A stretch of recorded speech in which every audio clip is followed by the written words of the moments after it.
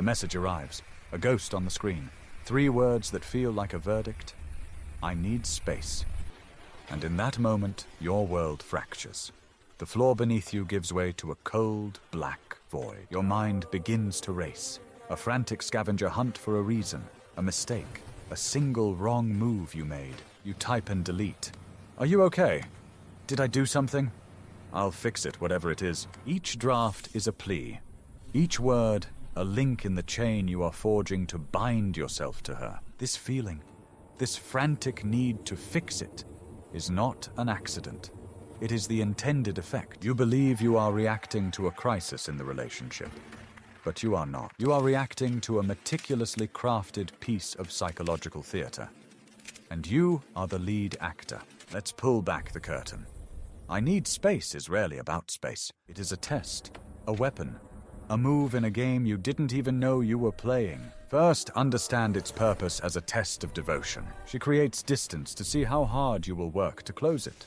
How much will you chase? Your panicked texts, your calls, your pleas, they are the answers she is looking for. You are proving you are willing to abandon your own center of gravity for hers. Second, it is a power shift. Relationships require balance. By creating a problem that only she can solve, she seizes control. The space is a vacuum, and you are conditioned to fill it with your anxiety, your attention, your energy. She expends no energy. She simply waits as you exhaust yourself for her. Third, it can be a soft exit. It's a way to emotionally detach, to test the waters of a breakup without the confrontation. She creates the distance so that when the final cut comes, it feels less like a sudden wound and more like the inevitable conclusion. It is manipulation by attrition. She wears you down until you are too tired to fight to the end. Consider the case of Elias. Elias was a giver. His love was a desperate, overflowing thing. His partner, Lilith, knew this. Her first "I need space" sent him into a spiral. He sent flowers. He wrote long, poetic emails.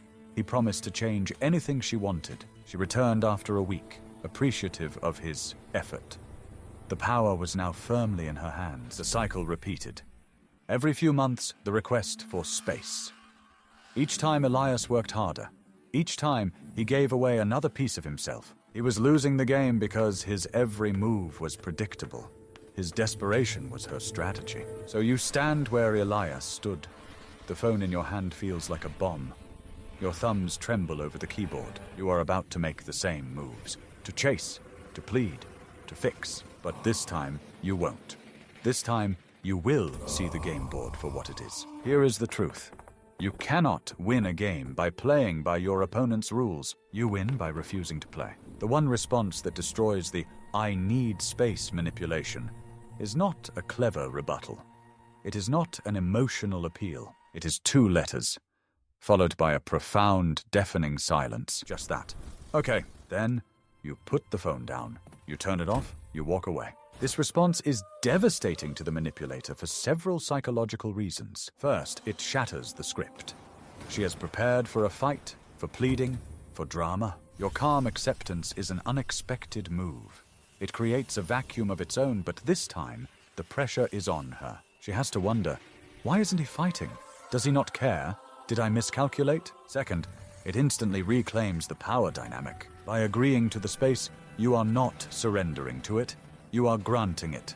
You are the one in control. You are communicating that your emotional state is not dependent on her proximity. This is the hallmark of a high-value individual. Your world does not revolve around her. It revolves around its own sun, your purpose. Third, and most importantly, it forces her to confront the reality of the space she supposedly wanted. Often, the manipulator doesn't actually want the space. They want the chase that the request for space creates. When there is no chase, only silence, the space becomes a punishment for her, not you. She is left alone with her own intentions. If the request was genuine, she will appreciate your maturity. She will use the space and return. If it was a manipulation, you have exposed it. The game is over. She will either retreat or, more likely, panic and try to re-engage you to regain control. This is the critical phase. Your silence is your shield and your sword. You do not answer her frantic follow-up texts. You do not pick up her calls. You give her exactly what she asked for: space, in abundance. This is not about punishment. It is about demonstrating a boundary. It is about self-respect. You are teaching her, and more importantly yourself, that your peace is not for sale. The next move, if there is one, must be hers. But it will be on your terms, because you are no longer a player in her game. You have become the game master of your own life.